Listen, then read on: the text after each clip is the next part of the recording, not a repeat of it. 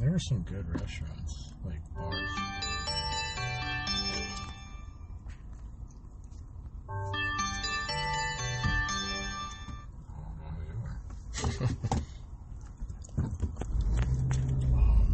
Yeah, some good restaurants, but new ownerships and shit always ruins it. Nice.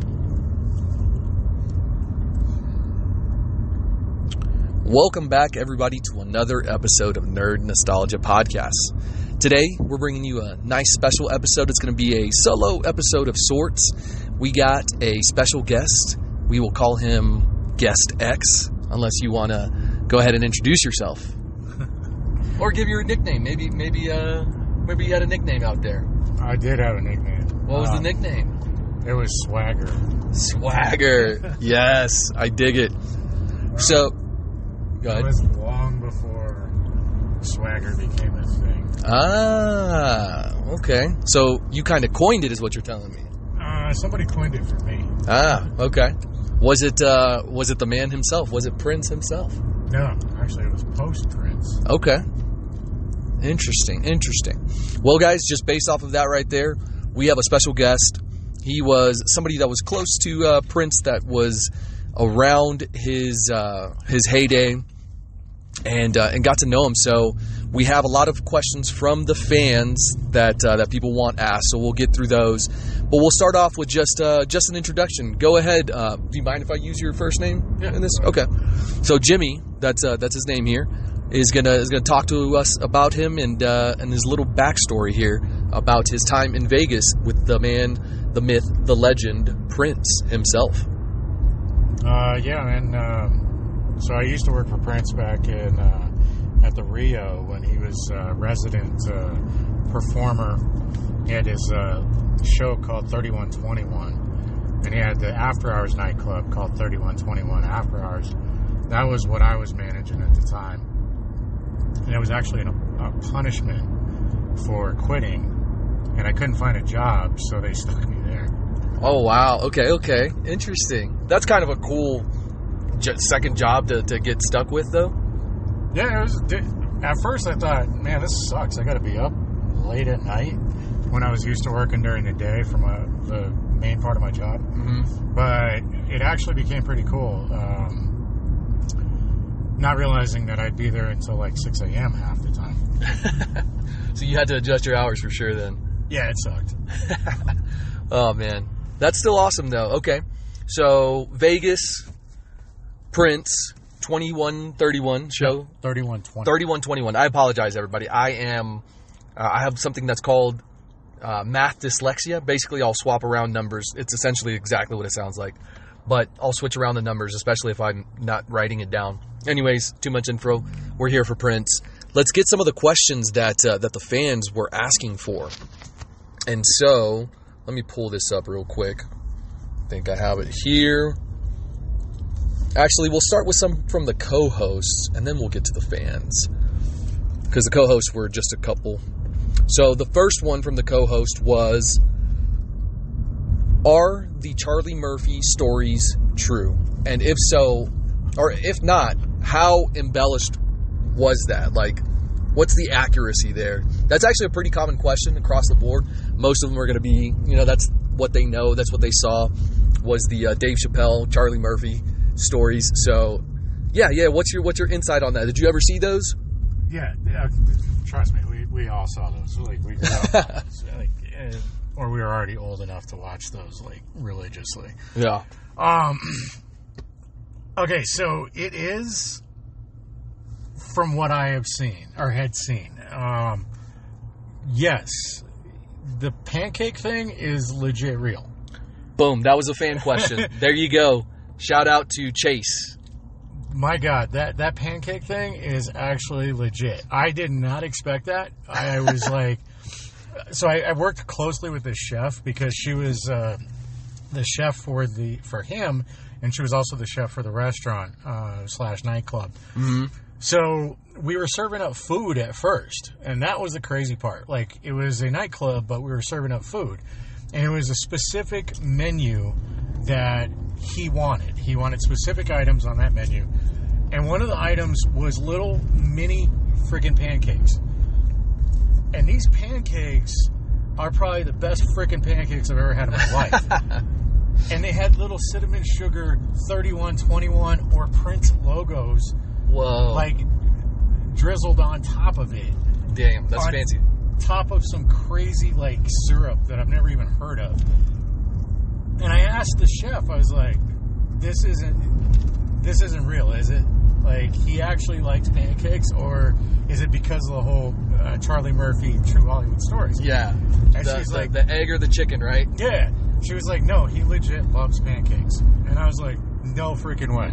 So, the Charlie Murphy Stories, are they real? She's like, I can't say yes or no, but the pancakes are real. And I was like, that's freaking awesome. That's awesome. Yeah, like, we actually served up pancakes, and people ordered them. Like, and he even told, like, his guests, like, you know, try the pancakes. Yeah, that's our signature. Yeah, apparently that's his jam. Okay, interesting. That's okay. So that definitely checks off one of the questions from the fans / the co-host as well. It just so happens they had the same question. But another one that kind of stems from that, and you may not know the answer to this, or maybe you do because you're into fitness as well, right?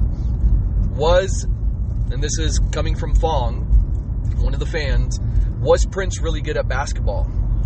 That I do not know. Okay. So I never got to hang out with him outside of the nightclub. I tried to get information on that. I wouldn't doubt it. Maybe he is a good baller, but height-wise, yeah, he's definitely not going to be able to dunk over Charlie Murphy or anything like that. You never know. I mean, the dude was definitely light, so you never know. He could have been able to dunk over Charlie Murphy, but I can't attest to that because I didn't actually see anything like that happen. Interesting. Okay. So you hear a lot of good stories about celebrities that are, like Keanu Reeves is going to be my perfect example, and I think they have a very similar energy. Keanu Reeves gives back to the community, to his fans, like to people he works with, all that kind of stuff, right? So this kind of boils up to this question: what was something that aside from singing that he was kind of known for? So pancakes kind of being one of them. Was there anything that stood out to you that you may remember? Yeah, for sure. So he was about his fans. Okay. Plain and simple. Mm-hmm. With the After Hours nightclub, he made a pact that it is first come, first serve.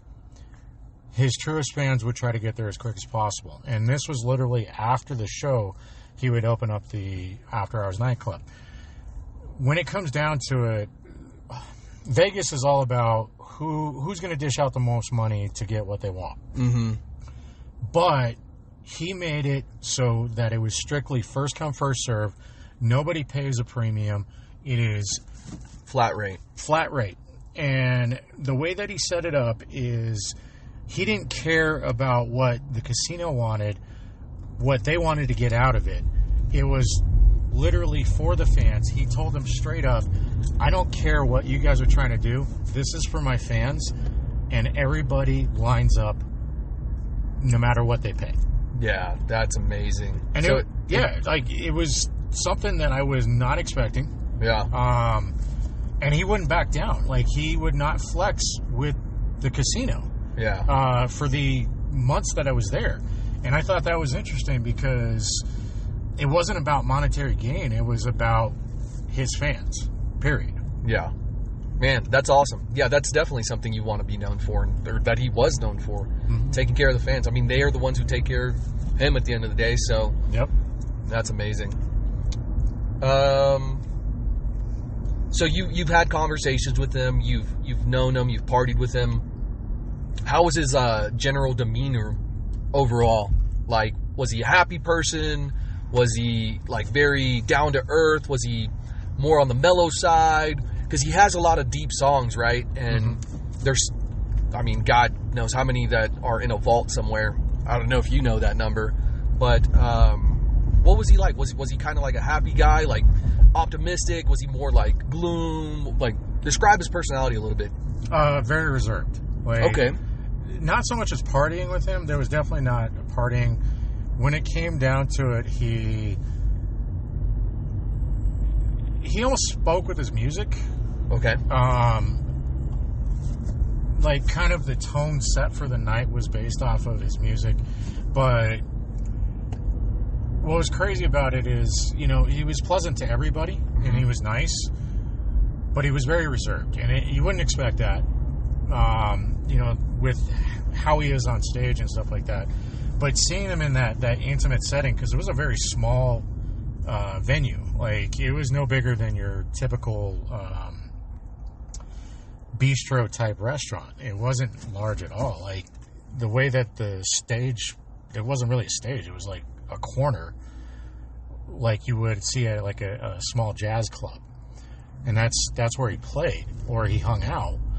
But you didn't see the stage, the showman in that setting. You saw the prince that chilled and just hung out with everybody. It was a totally different persona, and I honestly felt that was more him than what he puts on stage. Interesting. Okay, and that kind of makes sense. A lot of these, you get it a lot in rap. You get these thug rappers, but these guys like grew up in, suburbia, and their name is Clarence. Mom spaghetti, #8 Mile. Yeah, okay, that's really interesting that, he has this grand personality on stage, but on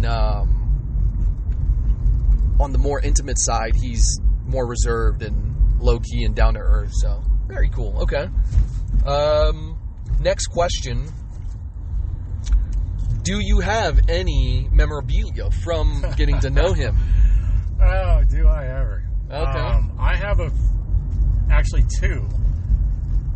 Well, we'll get to that part. Okay. So I actually have pins from the nightclub that we used to have everybody sign their checks for. Yeah. Uh-huh. I had matchbooks. I actually still had a chocolate for a long time until I left it in my storage unit for like freaking 10 years. I bet it melted up. Oh, it was melted all over everything. Sadly, I lost like a lot of that memorabilia. Yeah. But the most important things that I was trying to get when I went to the storage unit to move everything back to Colorado was 2 guitar picks played by him from each of those nights. Those guitar picks are custom. They look like they're ivory, but they're not. But they say Prince on it. Pretty simple. But I watched him actually play with those picks, and that was the craziest part of it. So I have 2 of those actually played by him that I was trying to figure out where. I thought I brought him back with me when I moved back a long time ago, but I couldn't find them. And it turns out they were hidden in a box that I kept trinkets and stuff like that, and I had to have that. So I was digging through the storage unit trying to find that, because those picks.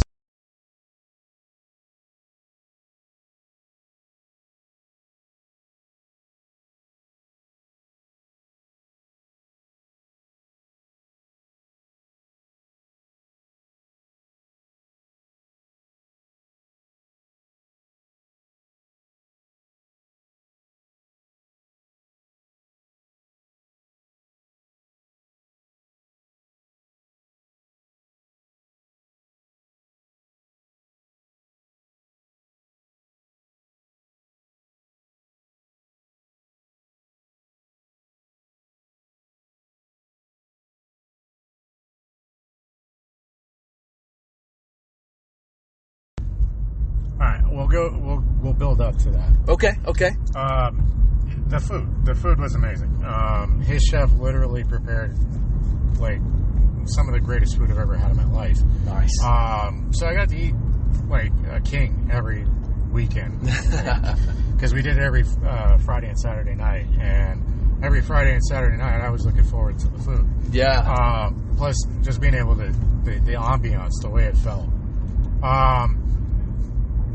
Describe that ambiance a little bit to me. So the whole room, like I said, it was a very tight, small room. Intimate. Like, yeah. So you were probably like, your front row, you were probably 10 feet away from Prince. Wow, yeah. The furthest you were away was probably 200 feet.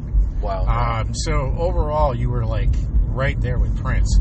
But the food itself, like, it tied into the way that the room was set up, and closing out at night, you just walk.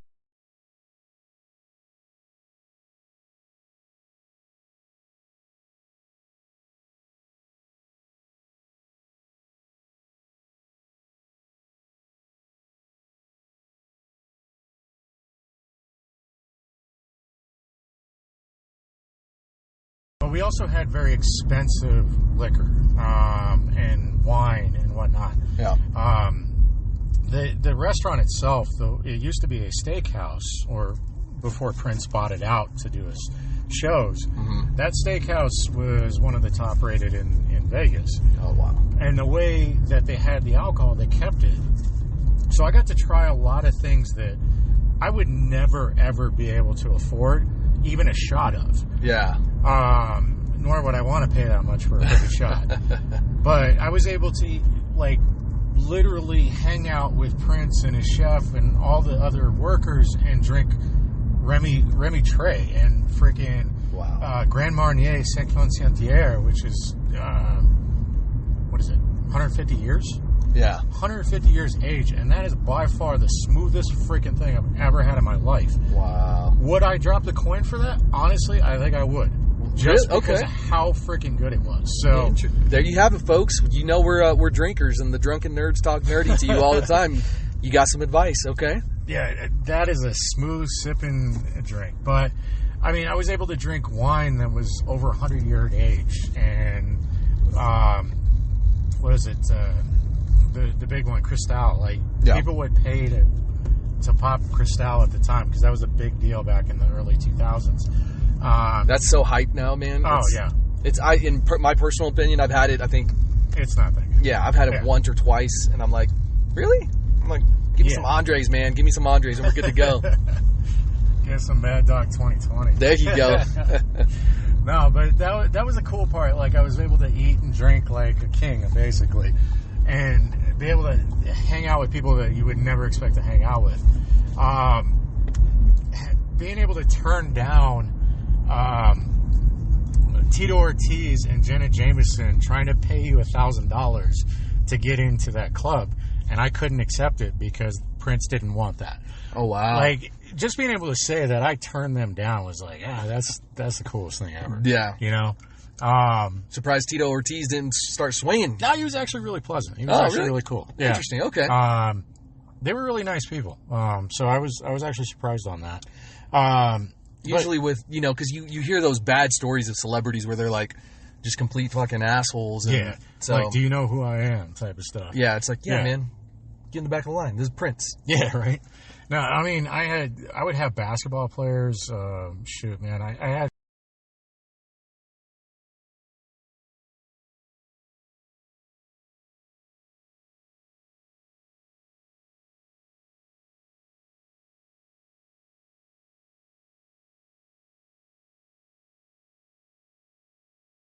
fans of Prince just going to see Prince. Like, he didn't care who you were, what kind of money you had.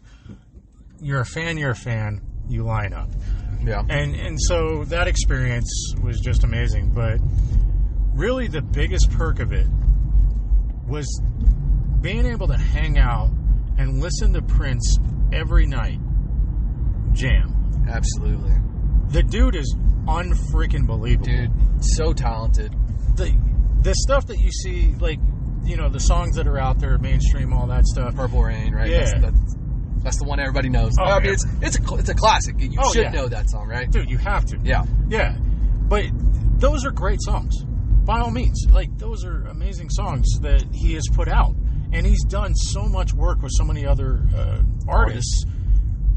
But nothing compares to just listening to him feel the music that night. there were nights where we were done by 2 a.m. Mm-hmm. There were nights that he was jamming till 6 a.m. That's amazing. And he didn't care. Like, it was just, if he felt the music, it was going.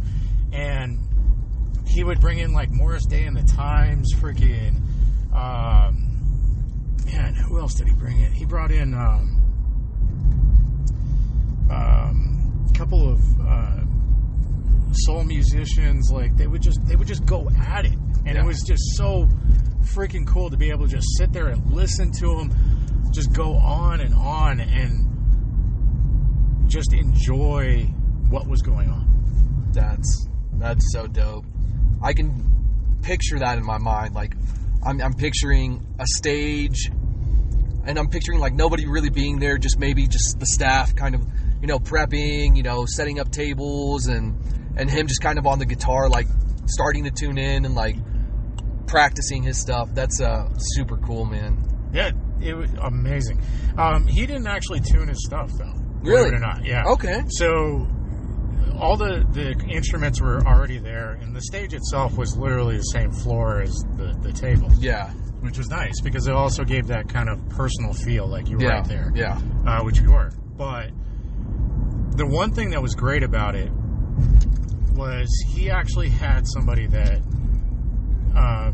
I think he was playing with Morris Day and the Times, because they were pretty common. They were always there. He would tune everybody's instruments prior to, because they would literally the show would end, and they didn't even go get changed. They were just like, you know what? Let's get over to the after hours club and let's play. Nice. And people would line up. They'd get in there. We'd seat everybody that we could. And Prince is just chilling on a chair right in front of you. Yeah. Wow. Just wait until everybody gets in. And he was just hanging out.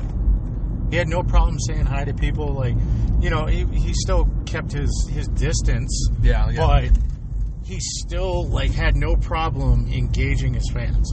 That's cool. That's super cool. Because some celebrities are not like that, right? They're more reserved, or they're just too above it all, like, oh, you're a fan, like, get away from me type thing. Or maybe they've just been pestered so long. So that's refreshing to hear that, that Prince was okay with that. Yeah. Super cool. It wasn't what I expected. I figured maybe he was going to be pompous or something like that. Yeah. But just meeting him and right off the bat, I was like, this dude's chill. Yeah. For being one of the greatest musicians, if not the greatest, right? Arguable statement. The fact that he was still so down to earth and still willing to hang out and chat with his fans, I mean, that just speaks volumes to him as a person. If you didn't know anything about him, just knowing that right there, I think that would be more than enough to talk about his character. So that's absolutely stunning. Just awesome. He was definitely a man of character, I can tell you that. Yeah. Okay, so we talked a couple of the perks. What were some of the negatives about working this job? Well, you kind of mentioned one, the 6 o'clock, time frame, that kind of sucks. Oh yeah, getting home when the sun's coming up. Oh, shoot, man! By the time I get home, it was 8 a.m., 9 Ooh. a.m. So, and then going I'd in have at to what be back. time? Well, I'd get there at 4 p.m. Mm-hmm. And then I wouldn't get home until 8, 9 a.m. some days, and then 12 have to 15-hour days, huh? flip it around and do it again for the next night. Yeah, that was killer. Yeah. Other than that, really nothing other than the casino trying to boot me out because they wanted me to find a job. But at that time, the job market was very minimal, and trying to find a job that paid me enough to live was not going anywhere well. So they were trying to usher us out, me and one other manager, but I'm like, you really can't get rid of me until I'm ready. I'm actually out. Yeah. Plus I've been running this show for you. Yeah. But other than that, there really was no cons. There was no crappy part of it. I mean, I got to meet a lot of people that I never thought I'd ever meet in my life. I met Fran Drescher. She was cool. Nice. And she legit is Fran Drescher. Oh. Like, that voice is... That is not an act. I don't know what figure that was, but... yeah, like, that... She literally sounds like that. Wow. But she's nice. She's a really pleasant lady. She just sounds horrible. Like, what was the name of the show that she was on? Oh God, The Nanny. The Nanny. Yeah. No. I was about to do the Chandler Bing laugh. That's not it. No, that's that other girl. It's just a high pitch, but it's similar, right? Dude, but could you imagine both of them hanging out in a room? Oh my God. I would.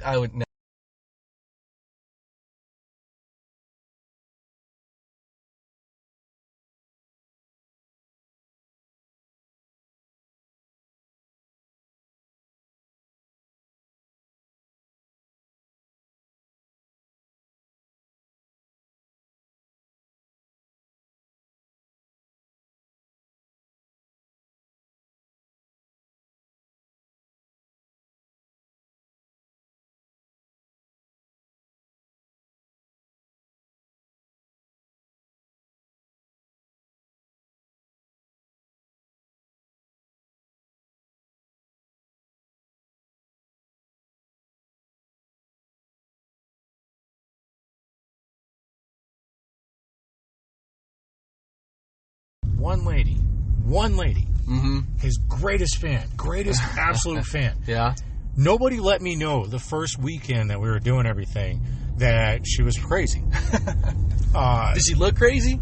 No, she was perfectly like, oh yeah, She looks normal. like I follow Prince everywhere. Prince is this and Prince is that, and we let her in. I was not notified to not let her in. Mm-hmm. She immediately grabs a seat right up front.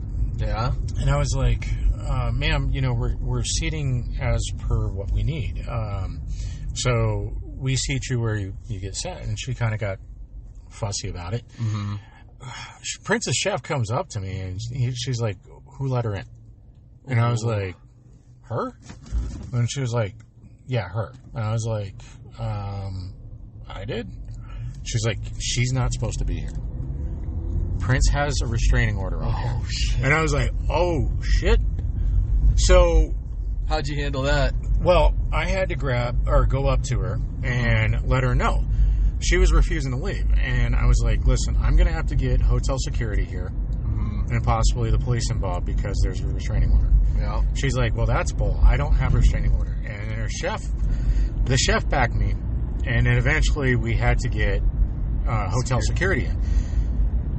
She agreed to step outside. Well, she started throwing a fit and causing all kinds of issues. Well, Prince refused to come into the lounge unless she was completely off the premise. Oh, wow.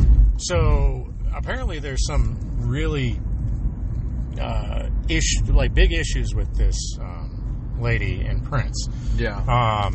They didn't give me the full thing at first, but we had to get the cops involved. So Las Vegas PD showed up. They were going to cite her.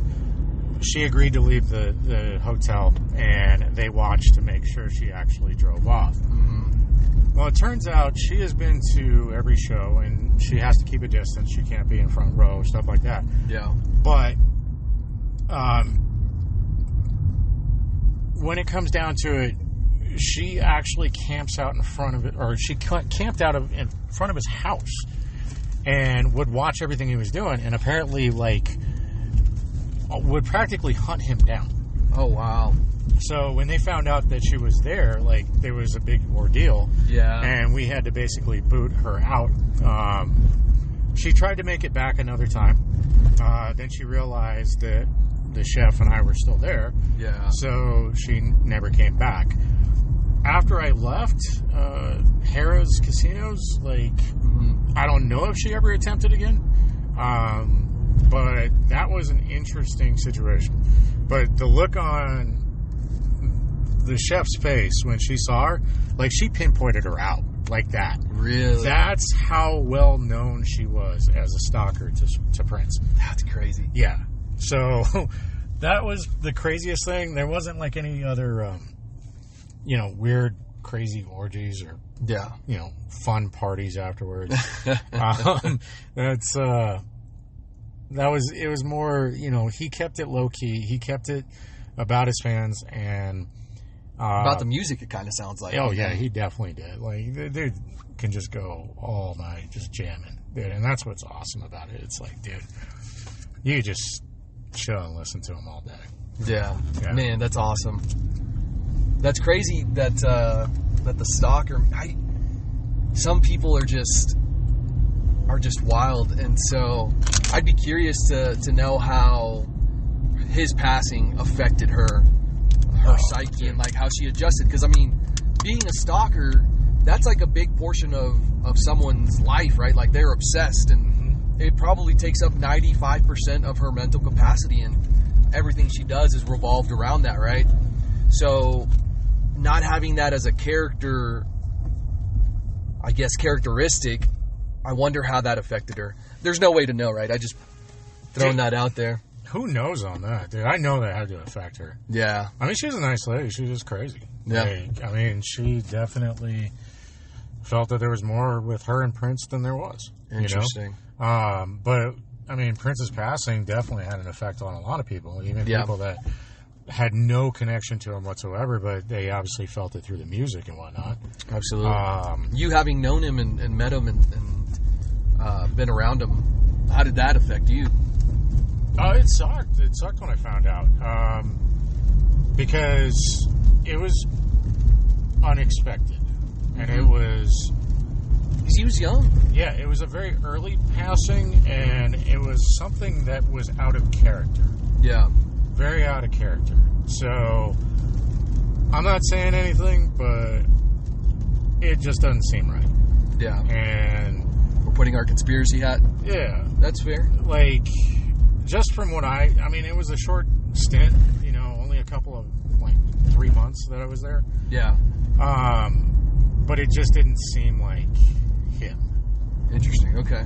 So, to me, it's interesting. It's something that doesn't make any sense, and it came out of nowhere. Yeah. That was the big thing. Okay. I'd be curious. I guarantee there's a conspiracy theory out there of some sort. Bruce Lee has something similar as well, right? Like, with him, I think they think it was, what is it, the triads? Something like that. Something along those lines. There's all kinds of stuff. But, I mean, when it comes down to it, he wasn't in the prime, but he wasn't not well off. And yeah, he was still at the top of the mountain. Yeah, and he had a lot of support around him, a lot of good people that cared about him. There was no reason for that to happen. So, like I said, it doesn't make any sense. Interesting perspective. I had never thought that there was any foul play or potential foul play. So it's very interesting to get that perspective from you. I'd be curious if there's any fans out there of Prince that also have that kind of theory. Please feel free to comment or DM us about that. Okay. What's your most memorable night, event from working those 3 months that you were around Prince? Oh, dude. Okay. So, we never had a singer. Once. There was no singers. There was always musicians. There was no... Obviously, you can't reverb the sound easily in that room. Yeah. But it was playing instruments, stuff like that. Even he had the piano. He literally had every form of instrument he could fit into that room. But one night, I'm hanging out with this chef at the bar, and all of a sudden I hear somebody singing. And I'm like, did we get a singer? And she was like, no, we don't have a singer. I was like, who's singing? And she was like, that's him. I was like, that's not Prince's voice. She was like, no, that's his guitar. And I was like, what do you mean that's his guitar? And she was like, he's making the guitar sing. I was like, you can make a guitar sing. And she's like, go look, watch. So I go in there, and he's working the pedal and the electric guitar, and he is literally making it sing a song. Whoa. The craziest I've ever seen. Like, unfreaking believable. I don't care who you are. Prince is the best musician there is. Yeah. Or ever was. The dude is unfreaking believable. Like, that... I had a newfound respect for him at that point. Like, I wasn't a big Prince fan going in. Yeah. I knew his songs. I knew the 80s movies, stuff like that. I absolutely, I understood who Prince was. I knew he was good. I understood the 90s controversy, stuff like that. And, he liked to push the envelope. Mm-hmm. But when it came down to Prince, there was not a single time that I was like, oh my God, like, he's the greatest, blah, blah, blah. Until I worked for him. And that man can play literally any instrument better than most. And when he started singing with that guitar, I was like, this dude is a musical genius. He's a GOAT. He is, literally the GOAT on that. Wow. And I still have people that don't believe that when I tell them. And I'm like, dude, it literally happened. It's funny you say that. There's, I've heard this phrase all the time. I love phrases. And I've heard the phrase, make the guitar sing. And before I thought it was just like, oh, you're playing it really well, like you're making it sing. But evidently, you could literally make it sing. You can literally make it sing. That's interesting. And it's the craziest thing you'll ever see. Wow, okay. I guarantee there's probably not that many people that can actually do that. Not easily. Probably a handful. Yeah. Jimi Hendrix, him, Slash. Those are probably the names off the top of my mind. Carlos Santana, another one, Latin roots there, right? Okay, that's super cool. So that's what stands out to you. Dude, still to this day, I can't get that out of my mind. Just how it sounded so crisp, like a human voice. Yeah. Like actually somebody singing. It was just mind-blowing. Interesting. Okay. Very, very cool. I'm still trying to picture it, like... Dude, it was a sight to see. Like, still to this day. Like... That's awesome. You have memories that other people would kill for, including his former stalker. Oh, shoot, dude. Dude, you want to talk about panties? Like, dude, she would have been throwing her entire wardrobe up there. Like... That's funny. Did he ever have people that were like his special friends around to come watch him during those times? No, like I said, dude, he was really... Kept it separate, huh? Yeah, he really was smart about everything. Now, there was all kinds of women that would try to throw themselves at him, but not like physically, but attempt to reach out to him. Yeah. I know there were others that were very cool about it. They weren't like, trying to get up on him, but they just wanted to be there. It was interesting to see. I figured, screaming fans, stuff like that. But a lot of the people that were in there were just there to chill, to listen to him and enjoy it. And what's interesting is the first night that we did it, right from the get-go, he didn't play the first weekend. He did not do anything. He just sat there. Like, the band from Morris Day and the Times, or the Times themselves, they were playing. Yeah. Which was cool. And Prince was just chilling with a smile, like, loving the music. Embracing and taking it all in. He was... and it was cool to see. I've never actually watched a musician just sit there and listen to another musician's art like that. Yeah. And you could tell he was feeling it. He was loving it. But he didn't play. He didn't do anything. He just sat there and enjoyed it. Interesting. And it wasn't like he was sitting there in the center, like I'm the center of attention. Yeah. He sat to the side next to a fan that I trust that he trusted, or a couple of fans, like he was one of us, listening to him play or something. Yeah. And it was cool to see. But, like, as we set up for the next weekend, like, I told the chef, I was like, hey, listen, I'm not the boss. Obviously, he's the boss. Yeah. But a lot of people were hoping that he would play last weekend, and he's not playing. Like, is he going to play? And she was like, I had talked to him about that. He wants to. He just doesn't want to make it all about him. And I was like, I fully understand that. And she's like, he's going to get other musicians in, but he wants to, if he feels it, he's going to play. And I was like, okay, cool.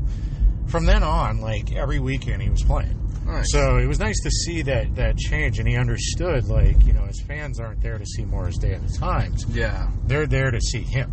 Yeah. So, I mean, granted, that first weekend was cool because he was actually just hanging out with his fans. Yeah. And being a fan himself. Absolutely. And it's hard to see somebody like Prince be a fan of somebody else, Yeah. Yeah. It's like, dude, you are beyond being a fan of anybody. Absolutely. Like, everybody's your fan. But he was, like, he was feeling what they were playing. And that was cool to see. So. That's awesome. That's crazy that he, from there on, was... if you heard something in the background, by the way, guys, that was a windshield wiper. Yeah, my bad. It is starting to rain a little bit here in Denver. We're coming to you, not live. We're coming to you straight from Denver. We're recording here. I'm going to try to get this edited and uploaded as quick as possible. We'll see if it's going to go raw. We may just upload this come Tuesday, but I'm going to try to edit it. We'll see if we can transfer it from the phone to the laptop come one of these days when I get back into town. So, yeah, coming to you live from Denver, or coming to you from Denver, rather. Candid. Yeah. Okay. Awesome, man. What else is there that you would want the people to know about your time up in Vegas and around Prince, or just anything in general? The craziest 3 years of my life. That's for sure. Yeah? But, I mean, that's a small portion of, like, the years that I spent out there. Let's break away from Prince. I know the fans were here for it, but let's hear a little bit about the crazy Vegas lifestyle. I want to hear some of those stories. So, if you are here for Prince, thank you so much. We'll catch you on the next one. But if you want the juicy stripper stories and hooker stories and other stuff, the cooking, then please stick around. I don't know what they are. I've actually never heard them. So you and I are both going to listen to these stories at the same time. So, Jimmy, give it to us. What are some crazy stories from Vegas? Is it like The Hangover? Dude, when is it not like The Hangover? Okay. So Vegas is a whole nother world. I've been there as a, visitor.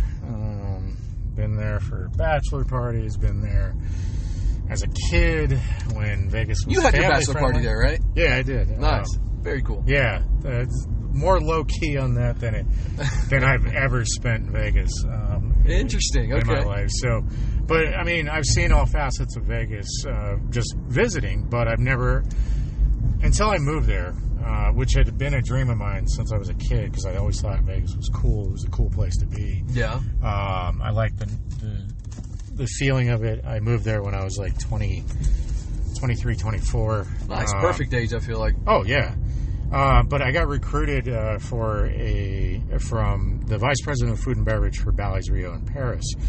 And he actually started as a dishwasher at the hotel.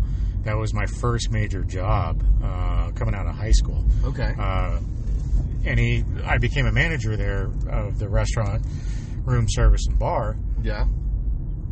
And he came in one day with his family, and the whole reason he came in with his family was he wanted to show his family his kids, because his kids literally were well-to-do. Like, this dude had massive amount of cars, had a freaking 6-car garage, mansion, all this stuff, because he was making almost $1 million a year. Holy shit.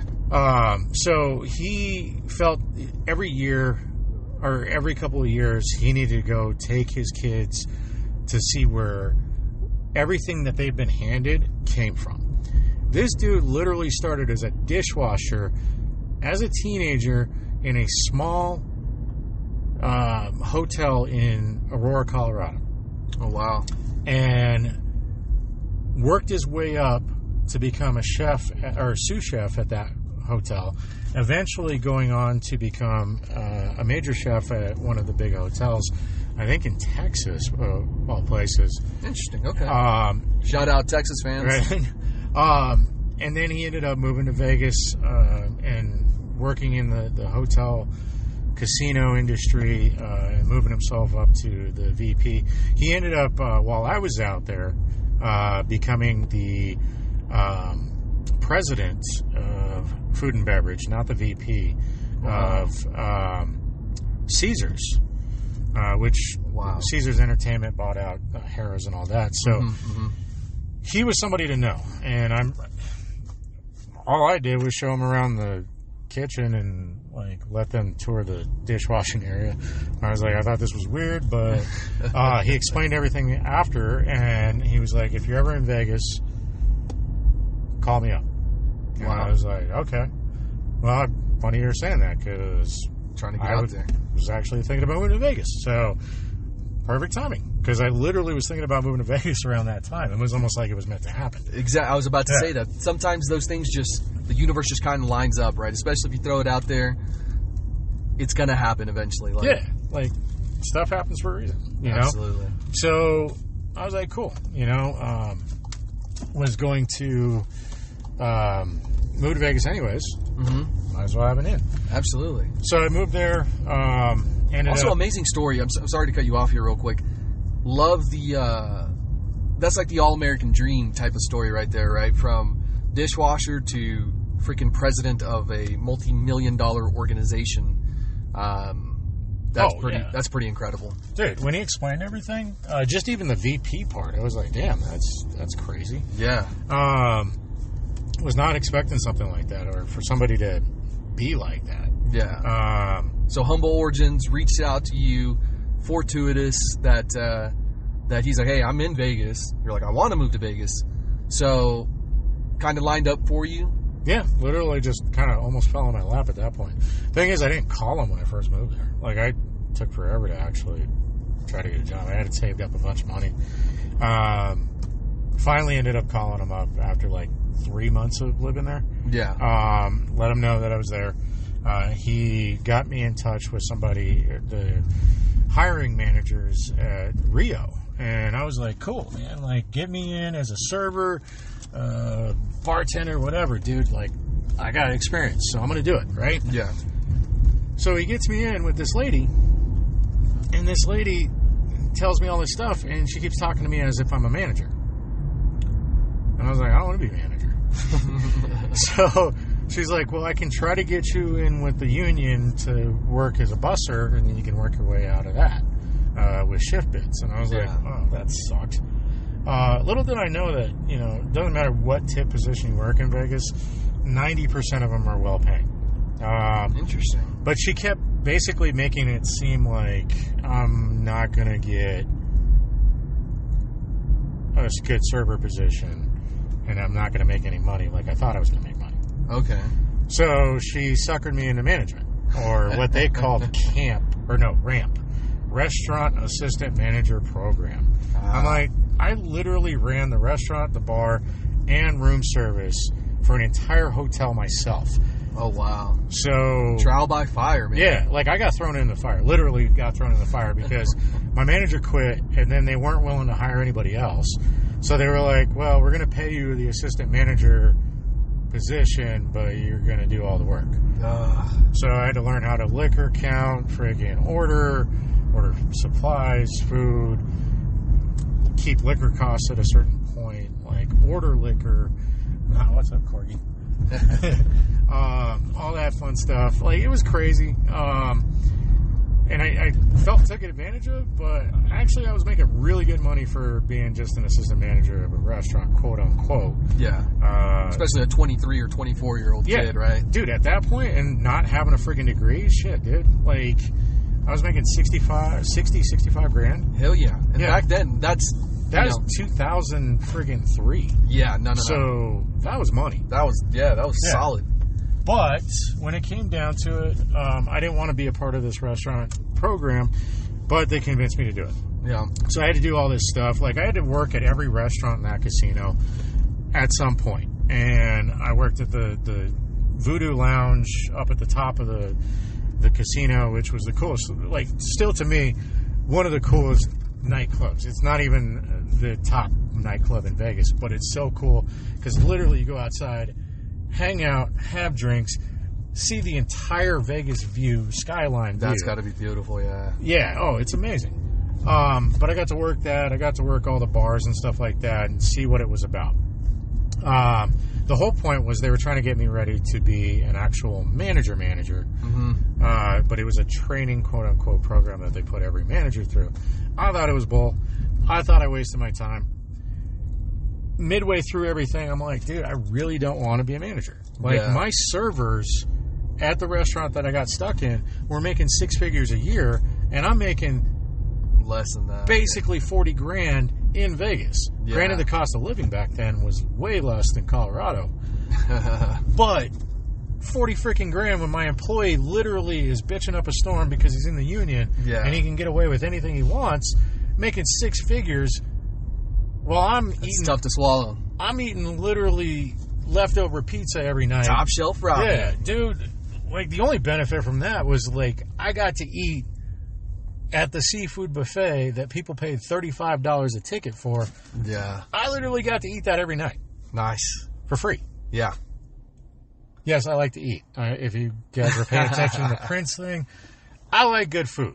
When I first got here, guys, what y'all don't know is we went comic book hunting. That's how I know Jimmy here. It's through that community. But one of the first things that he said, he's like, yeah, if you head towards Kansas, he's like, on whatever highway, 70 or something like that, he's like, there's this great steak place. And he's like, and it's not overpriced. He's like, it's a solid steak, was one of the first things that he said. So yeah, you literally got to drive like 4 hours to Kansas, but it's worth the steak. There you go. So, but yeah, no, food was like a factor. So I'm like, shit, man, I'm eating a $35 meal. On the reg. Yeah, like literally eating lobster and crab legs and tilapia. So you probably ate like a king for those few years that you were there. Oh yeah, hands down. Like, that's awesome. It wasn't until later on in my life in Vegas that I did not eat like a king. In fact, did not eat a lot at that point. Which I'm still the only person I know that can gain a ton of weight from that. But when it came down to it, I was trying to get out, and that's when the whole Prince thing came about. Mm-hmm. Because they were like, well, you don't want to be the manager here, so we hired somebody else. They went through the training program, blah, blah, blah. We need to find a place for you, and we're going to find a place, or you're gone. I was like, well, crap, dude. Then I'm going to find a place. Yeah. But I still couldn't find anything. So the whole time, I'm like sitting there, like, I don't know what to do. So they were like, well, Prince is going to open up his nightclub, so we want you to go work there. I was like, okay, sounds good, yeah. Well, at first I was like, what time do I have to be there? And they were like, well, you don't show up until 4 p.m., and then you're going to be there until probably like 2 a.m. And I was like, haha. They're like, that freaking sucks. And they were like, they felt it was a punishment to me. And at first I was like, I am getting punished. Yeah. But then after everything that happened, I was like, damn, this is, punishment my ass. Yeah. Like, it was actually really cool. So I didn't care at that point. I was like, whatever. But I still wanted out. I was still trying to find something in a tip position because I wanted to make money. Yeah. Like, you don't go to Vegas to like get by. You go to Vegas to be well ahead. Yeah, to ball out. Yeah. And that's literally what I was trying to do. Well, one freaking day, I'm like heading out because the way that the Prince thing worked, I could park wherever I wanted because like the hotel security didn't pay attention. Yeah. So they didn't pay attention to my hours in, my hours out, because my hours were so erratic that they never knew that I worked for the casino. So I was able to park out to the side. Well, off to the side was a walkway to another restaurant that was empty. And it was a restaurant that overlooked the pool, which was actually a really cool venue, like just the way it was set up. And this new restaurant was going to be moving in. It was a restaurant nightclub, something out of Fort Lauderdale, Florida, called Cafe Moderanos. Absolutely amazing Italian food, but with a Philadelphia twist. Okay. From South Philly is where he was born and raised. Yeah. So, on the playgrounds, yeah, where he spent most of his days. I wouldn't doubt that. and many other places you can get in trouble. Yeah. But when it came down to it, Steve Moderano was like,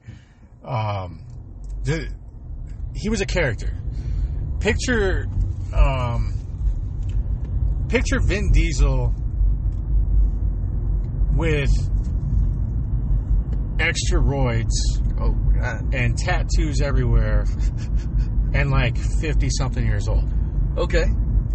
Back then, when Vin Diesel was like 30-something. Yeah. So, yeah, because Steve's still going strong. I'm impressed because this dude had a freaking stroke or a heart attack, fucking triple bypass, still lived through it. Damn. Yeah.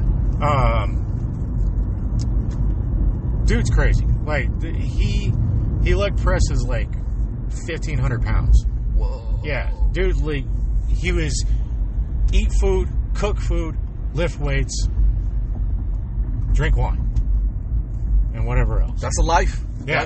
That's a beautiful life. He wanted to create a franchise. He wanted to build a trademark, his name, so that's what it was ultimately created. It was like, all this whole nightclub was his expansion out of Fort Lauderdale. He catered to celebrities. It was the coolest thing ever. Every freaking day, like, there was a celebrity in the restaurant. I mean, we're talking like B-level celebrities to sports stars to freaking A-list freaking celebrities. Like, you name them, they were there. And mind you, this is like 2004, 2005. Or 2005, yeah. We weren't a destination spot, but we were trying to create that. He wanted it to be a reality show. We were filming reality bits and pieces, but this was before Kardashian and stuff like that. This was actually, this was post Real World Rules, or when it was hot. MTV, baby. Yeah, dude, the good days. I used to watch that show, those shows religiously. Dude, Road Rules was the best. The true reality TV show. None of that Kardashian crap. Exactly. But the whole training process, the hiring process, they literally had us do not mugshots, but they took pictures of all of us. And the reason was because they wanted it to basically be about looks. So, like, their hiring process had to have somewhat the looks and hiring models, being able to do that. Yeah. And they got away with it because, the whole model thing. Everybody in Vegas gets away with the model thing. Yep. And so we had to, do our picture, blah, blah, blah, plus the fact that we might be a reality TV show, so we got to look good for that. Luckily, I looked like a Vegas douche by then, so I got away with it. So they were like, yeah, this dude fits in. But the whole training process was literally like getting voted off a freaking island. It was like every day we came in, somebody was sent home. It was like not a big hoopla announcement. Yeah. You're just chilling, all of a sudden,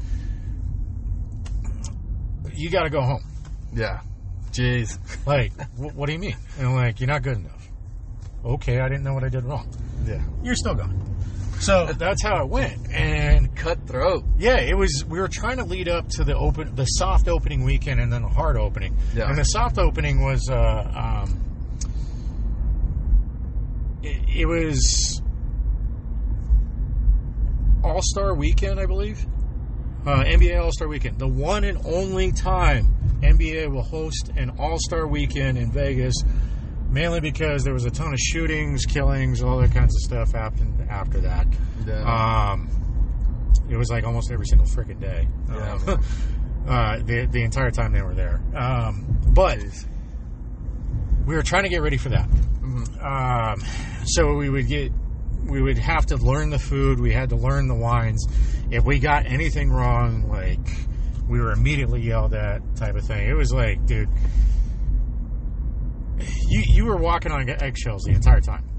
But those of us that made it to that first round, which was the soft opening, we got a taste of everything that was going on. Nice. Like, it was crazy. It was literally like they did a whole hoopla. We videotaped the whole freaking thing. In fact, I think it's still on YouTube out there. You can see my ugly mug in the background like numerous times. What's the link? Dude, I don't freaking know, man. I've tried to find it, dude. Yeah. It's something to do with Cafe Monterano's, and it was like a TV pilot. There you go, folks. Google it. It's somewhere out there. But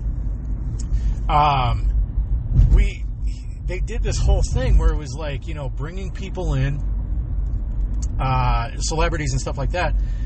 They were doing like photo shoots for the celebrities, stuff like that. You know, kind of like the red carpet thing. Yeah. Like into the freaking restaurant.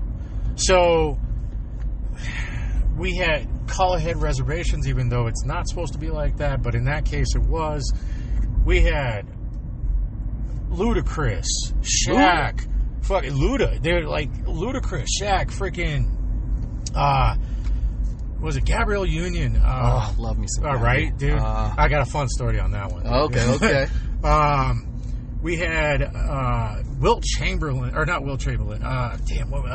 Dominique Wilkins, like just old school, like NBA players. Yeah. So many NBA players showed up. Like, it was crazy to see this amount of celebrities into one freaking spot, and they were all eating and just going from table to table, saying what's up to each other. Like,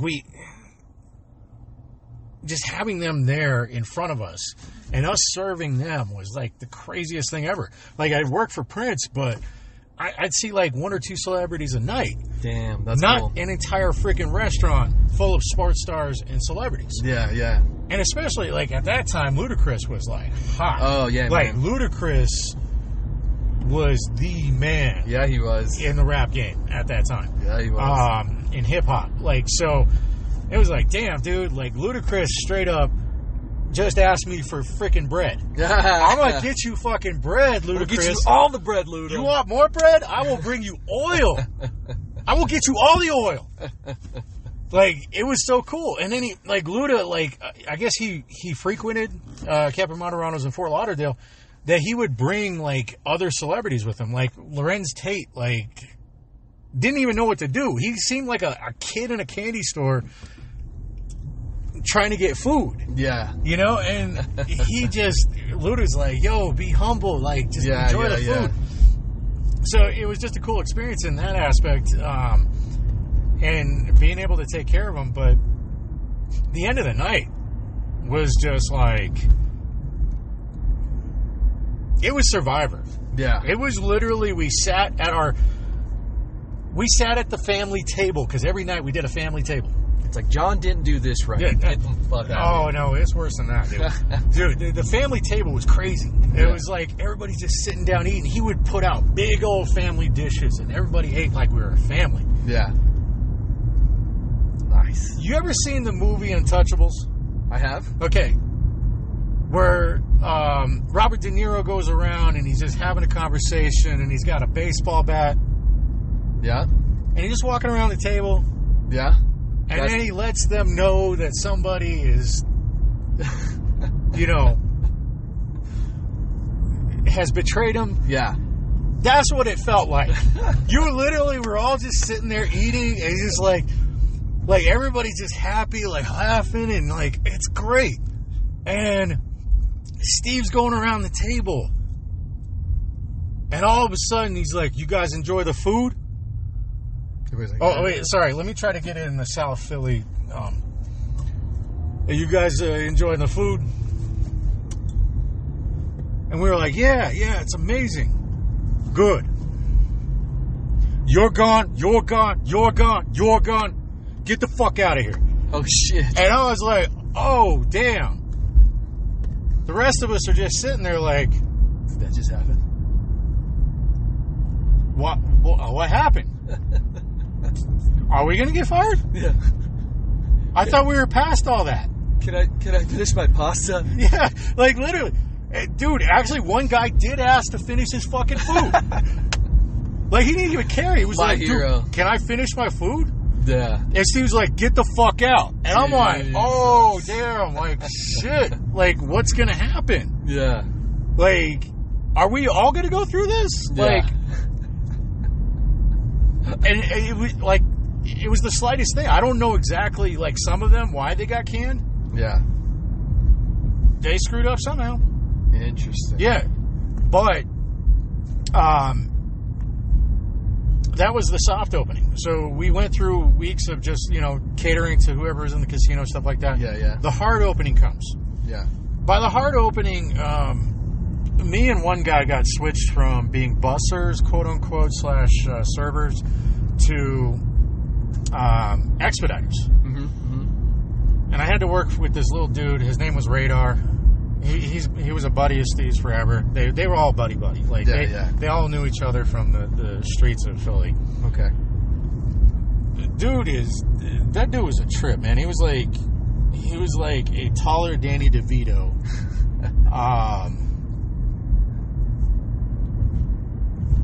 With glasses. Okay. Well, actually, Danny DeVito wears glasses, but he was like a taller Danny DeVito. Okay. So that dude was the expediter. He had been the expediter out in Fort Lauderdale. He was the expediter there. He was teaching me to be an expediter. I had never fucking expedited, so I was like, whatever, But it kept my job. It kept me working there. So I was like, I'm trying to keep a job. I'm trying to work, He taught me things, and he taught the other guy things. And both of us become trustworthy, like the people to trust. Yeah. So the whole situation with Radar, he was always getting drunk. He was getting drunk or whatever. So he would screw up on orders and stuff like that. Yeah. Well, the night that we have the hard opening, Shaq's there again with his wife. Mm-hmm. If you don't know Shaq's wife from back in the early 2000s. Yeah, I remember her. She was a bitch. Was she really? Oh my God, she was a bitch. Interesting, okay. So she thought she was high and mighty. She thought, oh my God, I am Shaq's wife. Yeah. You need to do everything for me. Yeah. She had that mentality, and it was horrible. She looked absolutely gorgeous woman. Yeah. Ugly on the outside and the inside because of her personality. Interesting. Okay. Yeah.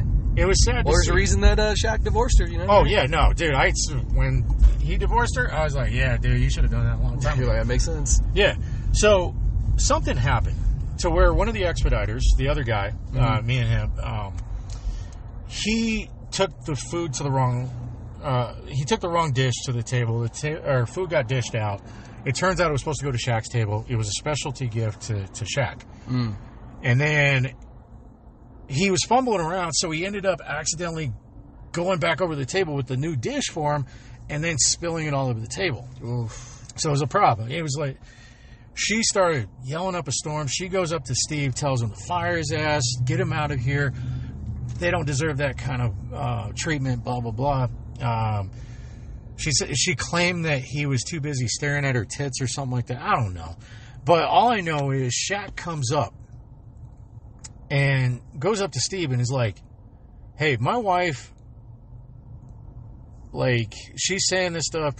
Dude, it's no big deal. The kid accidentally dropped the food. Everything's okay. Don't fire him. Don't yell at him. Blah, blah, blah. Nice. And Steve's like, okay, I respect that. So his job was saved. Nice. Even though that Shaq's wife was trying to get him canned, all because he just dropped the food. Yeah. Shaq saving people, man. Yeah, Shaq is a good dude. I got mad respect for him because of that situation, and then just he was really nice to everybody. He was willing to take pictures with everybody. He was willing to talk to everybody. But his wife was just a total B. Wow. So that dude's, job gets saved. Yeah. Well, something happens later on. We're doing another big event. I can't remember exactly what was going on. A lot of celebrities, a lot of stuff going on. Big old rush. I run out some food. Mm-hmm. And I was told by my expediter to run that food. The guy that I was telling you about. Yeah. Danny DeVito wannabe. So I run the food out. Wrong table. I run back. And he tells me, take this to the other table. I was like, no, this was the table that I just took it to. And he's like, oh, shit. And he realized he screwed up. I was like, well, I counted this table, this table, this table the way it's set up. He's like, no, you're taking to this table. And I was like, fuck. So I go running over there. The server already dished it out. Yeah. They didn't order that food. Ugh. They ordered the other table's food. Yeah. So I'm freaking out. And I was, at that point, you know, everybody got voted off. It was still going on after that weekend. Yeah, yeah. And, like, all the way up to this point. So I'm like, you know what?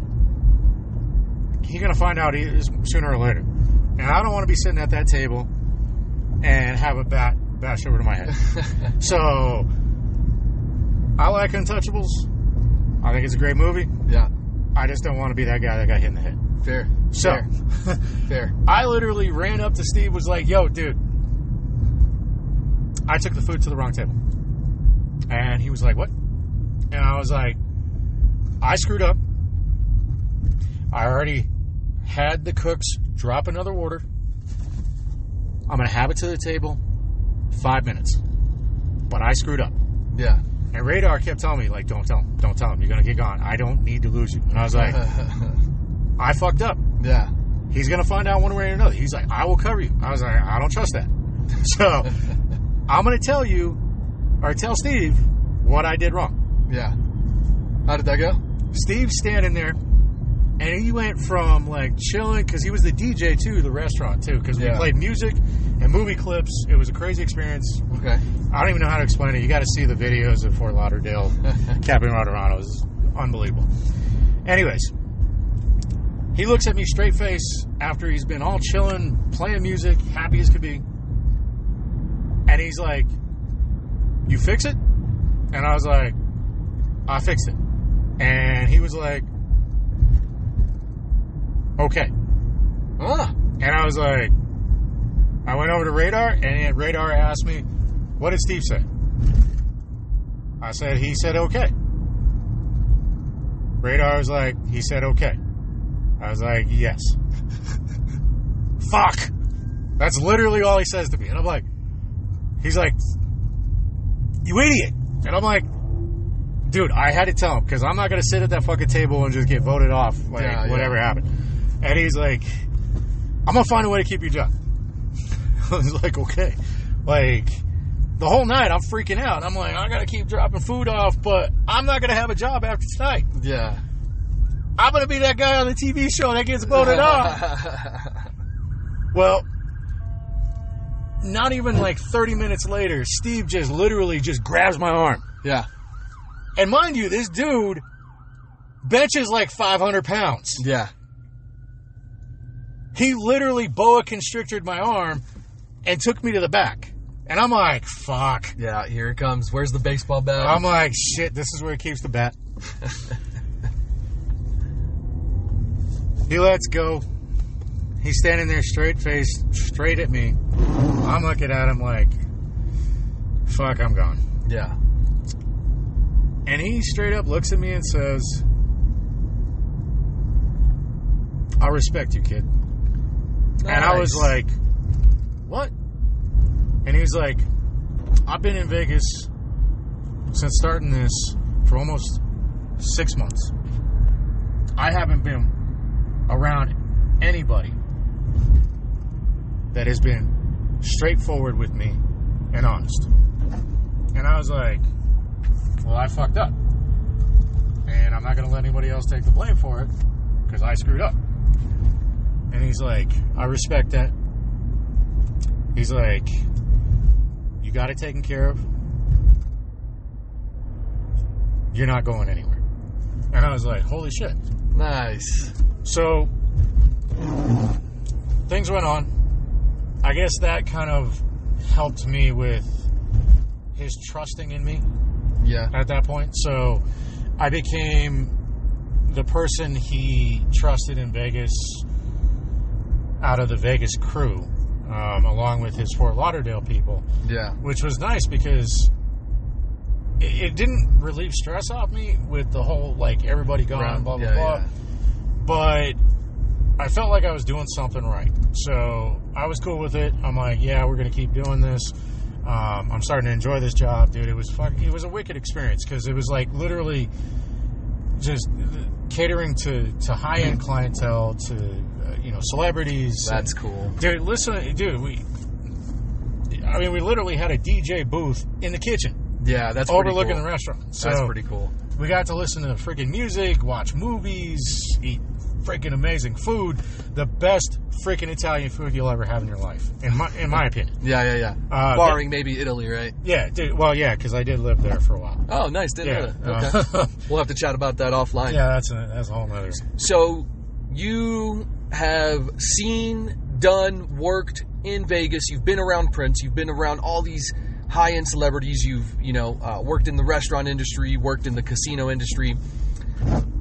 Give the people 2 or 3 pieces of advice, maybe a spot they can visit, maybe just a random piece of information about Vegas that they can take with them whenever they go visit. Shoot, dude. Number 1, there's no sex in the champagne room. Oh, there you go.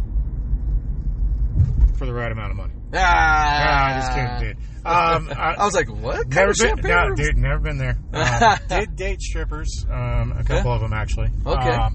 But no, never. No, never gotten in that situation. Vegas, dude. Honestly, know someone that can connect you with something. If you want to go nightclub, nightlife, know somebody. I've heard that. Yeah. If you don't, you're gonna get hosed. All those VIP hosts that are like walking around like giving you a card to get into a club for $10 or to pass the line, it's bullshit. Yeah. It is literally bullshit, dude. It really, to get into a high-end nightclub, it's how much you're willing to pay. Yeah. If you're a guy. Generally, you want to bring at least a 1-to-1 ratio women to men, preferably a 2-to-1 ratio women to men. So that's going to get you a better chance of getting into one of those higher end nightclubs. Do you need to do that? No. Vegas is about who you know. The more you know people that are actually trustworthy with you and cool with you, the better time you're going to have. Yeah, literally the better time you're going to have. Or be a high roller and then just fucking do whatever you want. Drop coin. Like I said, it's really either who you know or how much money you got. Okay. I'm far out of the nightlife level anymore, but back when it was like if you knew people, you were getting into anything, and that's another story for another time because I can go on for an entire year of just freaking craziness. We'll have you back on. We'll do like a straight just Vegas conversation. We'll probably do this one over the wire versus in person because can't be flying out here all the time. Oh, yeah. As much as I want to. Dude. Or we could just go to Vegas and I can tell you the whole story. Or do it live in Vegas. What about that, folks? That would be something. Freaking crazy. But, dude, like, it is who you know. It is who you know or the money you got. So, gambling, dude, if you're going to be in Vegas, dude, have one vice. Yeah. You can't have more than one. If you like to drink and play poker all fucking day, well, you're gonna win at some point. Yeah. You're gonna lose a lot at another point. Yeah. Luckily, when I lived in Vegas, I didn't gamble, so nice. Yeah, I just partied like a freaking rock star. Like literally, like a rock star. In fact, another fun story about partying with Vinnie Paul one day. Yeah? Yeah. So, anyways, that's story for another time. Story for another time. Okay. Yeah. Damn. So, like third thing,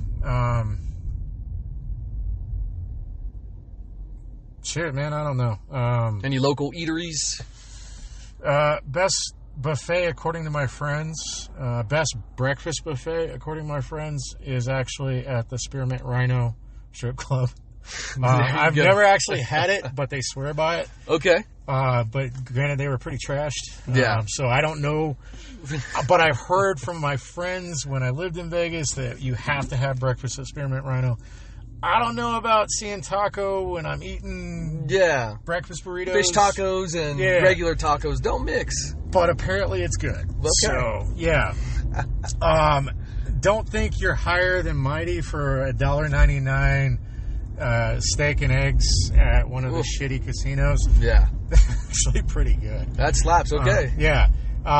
So Vegas on a budget. There you go. Look for the cheaper places. You're still going to get good stuff, dude. And Cafe Moderano's not the one that I worked at. Yeah. They expanded and then put one in the Paris casino, dude. You gotta go. Best Italian, dude. In my opinion, it beats Rayo's. Anybody that knows Rayo's, they got nothing on Cafe Moderano's, and you can kiss my ass on that one. I will stand by that till the day I die. Bold statement, yes, ladies and gentlemen. And dude, that also stems because Rayo's opened up the same time Cafe Moderano's did, and we had beef. We still have beef. Bloods and Crips, huh? Even though I'm not a part of it anymore, I got beef. I won't go to Rayo's. So, you hear that, Rayo's? Fuck you. Fuck your couch. Fuck the homeboys. All that. Yeah, dude. Moderano's all the way. Moderano's all the way. Yep. Gang, gang, baby. And then, shoot, man, at that point, oh, dude, Hash House a Go-Go. There you go. You want a lot of food that you can't eat because it's way too much, and then you save it, and you leave it in your room, and it goes bad? Oh, no. That's the place to go. Dude, I don't even know where they get the chickens from. The chicken breast is like a 20-ounce chicken breast. Whoa. No, like, dude, chicken and waffles from there? Yeah. Dude, you get a whole freaking hen house. Wow. It's amazing. And it tastes amazing. It was a local joint, I think, and then they put it in the casinos. They started making it a thing. Okay. They're trying to expand, but Hash House a Go-Go. And then, if you like Mexican, Macayo's is pretty bomb. Yeah. Yeah. I'm from Texas, man. I can't trust any Tex-Mex outside of Tex-Mex. But you gotta go find something. We'll keep our eyes open. Oh, I didn't realize my bicep was that sore from holding this phone up. Ladies and gentlemen, that is going to wrap up this conversation. Jimmy, I want to say thank you for coming on the show. Definitely. We've talked about this before. I'm glad that we were able to do it while I'm visiting you guys here in Denver. This has been an amazing day, y'all. He's taken me around town. I've gotten actually a tour while we've been driving around, and also just throughout the day going to local comic shops and that kind of stuff. I've gotten some dope stuff. I can't wait to share it with you guys on social media, Instagram, Nerd.Nostalgia. Y'all know the drill. But Jimmy, what's some final words that you want the people to say? Where can they find you? Where can they reach you? Do you want them to find you? Do you want them to reach you? Yeah, definitely. Like I said, this is your plug. This is your moment right here. Any Vegas story is well over 10 years, so I am well out of the statute of limitations. Statute of limitations gone. So, in the future, if you hear any of the things, just know that was a different me, and when we get to the end of those segments, I will explain.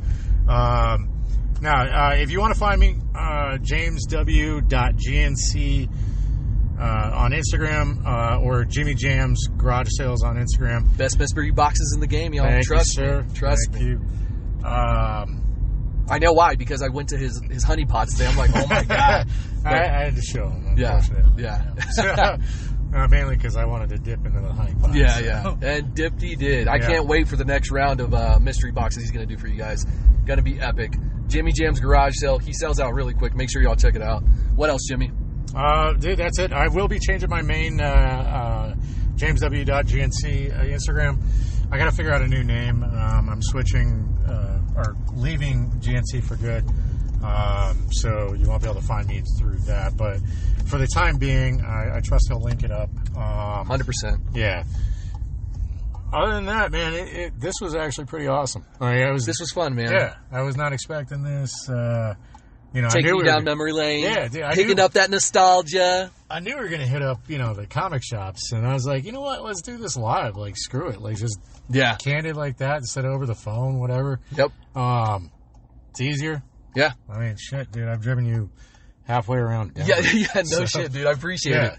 So, you got a nice little tour of, Denver, man, yeah. So, it's fun to do it this way. Awesome. Yeah. All right. Well, yeah. Well, there you have it, guys. We appreciate y'all joining us on this episode of Nerd Nostalgia Podcast. We will catch y'all on the next episode. Please head over to Apple Podcasts, drop that 5-star. Tell your friends, family, coworkers about this. Tell your boyfriend, baby mama, drama, everybody. Please help us grow this audience. All right. That's it, guys. We'll catch y'all on the next one. And remember, stay nerdy, my friends.